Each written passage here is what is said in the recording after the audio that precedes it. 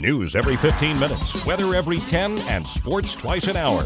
Newstalk KGVO, AM 1290 and now 101.5 FM. You're listening to Montana Morning with Peter Christian. Well, let's talk about wildfires, shall we? Good morning, everyone. It's Montana Morning. Congratulations, you made it. It's Friday, July 24th, 2015.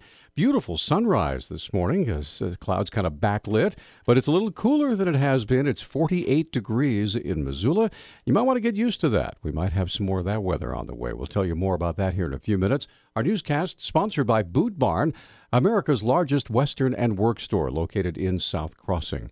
Firefighters contained the lightning-caused Dead Man's Gulch fire located 2 miles east of Blue Mountain Lookout on the Missoula Ranger District. It got started yesterday during that thunderstorm.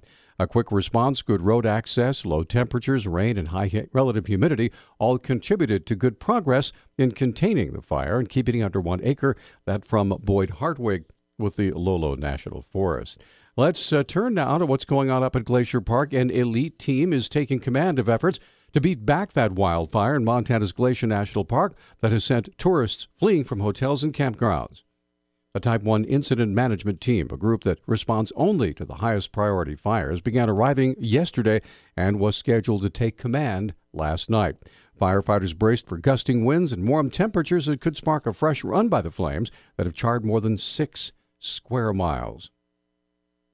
We attempted to contact the fire information number there, but it has been disconnected. The Reynolds Creek fire in Glacier Park isn't the only big blaze that started on Tuesday. The Cabin Gulch fire southeast of Helena is now the third largest fire in Montana. Fire Information Officer Asano Otsu said it initially led to evacuations. Cabin Gulch fire was reported approximately 14 miles east of Townsend in Deep Creek drainage, north of Highway 12 on July 21st. It's approximately 1,600 acres.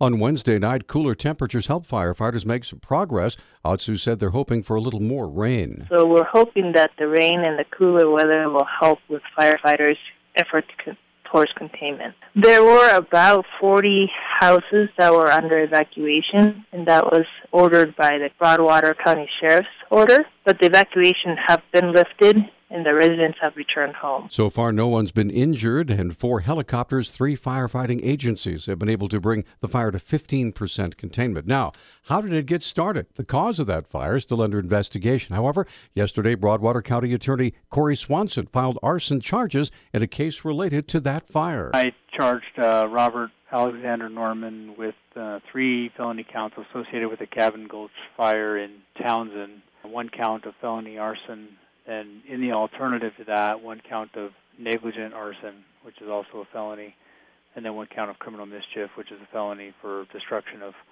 property, disrupting transportation, disrupting communications, those kinds of things. Swanson says there's evidence for both arson and negligent arson. One of those charges will be dropped after more evidence is gathered. Robert Norman is currently on probation for criminal endangerment. Swanson says he wanted to file quickly because he feared Norman might be a flight risk. The owners of Lolo Liquor are challenging a new Montana law they say violates their contract with the state. It will cost them thousands of dollars in commission. The lawsuit was originally filed in Montana District Court in May, but the state had the issue moved to U.S. District Court in Helena yesterday. Josh and Lee Paffhausen claim a provision of Senate Bill 193 that takes effect in February will unconstitutionally lower a discount the business receives when purchasing liquor through the state. They'd say it could cost the store an estimated $177,000 every year. The law was crafted in part to send additional state funds to preventing and treating alcohol abuse. Governor Steve Bullock will be in Washington till next week, speaking with officials about Medicaid expansion. His spokesman, Dave Parker, said he got the following email from the governor yesterday. Our statement from the governor is, I've been encouraged over the last few weeks to hear the President and Secretary Burwell express their desire to work with states to find paths forward to expand Medicaid health coverage for their residents. As the one state this year to approve expansion legislatively, Montana represents an opportunity for them to show their commitment to this goal. Yesterday, Secretary Burwell and I had a frank conversation about the importance of getting this measure approved for Montana. And that was a quote. When asked why the conversation was, quote, frank, end quote, Parker said Governor Bullock had been insistent that Montana's Medicaid expansion remain, quote, a made-in-Montana solution, end quote. Two U of M professors are getting help from the NFL and General Electric to continue their research into biomarkers that may be used to gauge the intensity of a brain injury in humans. Professor Sarj Patel said the Head Health Challenge helped fund a study into the biomarkers of rats last year. The original prize was for $300,000 that we received last year, and we had a year basically to like a proof of concept for our idea. And based on those initial results, out of the original 16 winners of the first award, they picked 6 of those teams to receive another award of $500,000 to continue the work. Professor Tom Rao says their work's already shown similar biomarkers in humans, and if their hypothesis is correct, it could lead to a way to detect and prevent severe head trauma. There's a lot of evidence that individuals who are exposed to a second traumatic brain injury when they're still healing from the first end up having long-term and a much slower recovery. So we really want to be able to say with these biomarkers, this individual is okay to return to activities where they may get a second concussion and they won't suffer permanent brain damage. The study will now move into biomarkers in humans. Rao says some of the research will be done here in Missoula, but will likely have to be moved to a larger out-of-state medical facility later in the year. Well, a major change in the weather is coming to northwestern Montana. The National Weather Service is calling for much cooler temperatures to arrive in the area starting Monday, up to 25 degrees below normal, with the coolest temperatures ranging in from Grangeville, Idaho to Butte. Meteorologist Jeff Kitzmiller has more. Right now, Missoula is right on the edge where it looks like we could get a pretty good one like we did a couple of weeks ago.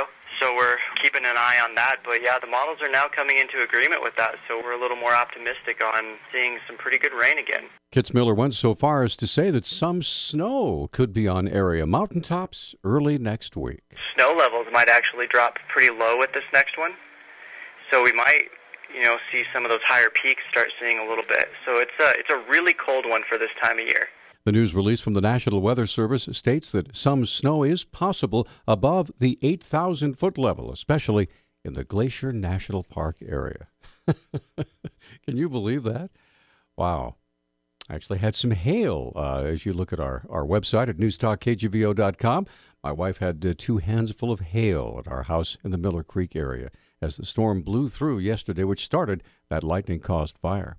Our News Talk time now is 6:12. News Talk, KGVO. Missoula's official weather station. Partly to mostly sunny skies today with a high of right around 85 degrees in the Missoula area. We will be looking out for a slight chance of showers as we head through the rest of the weekend.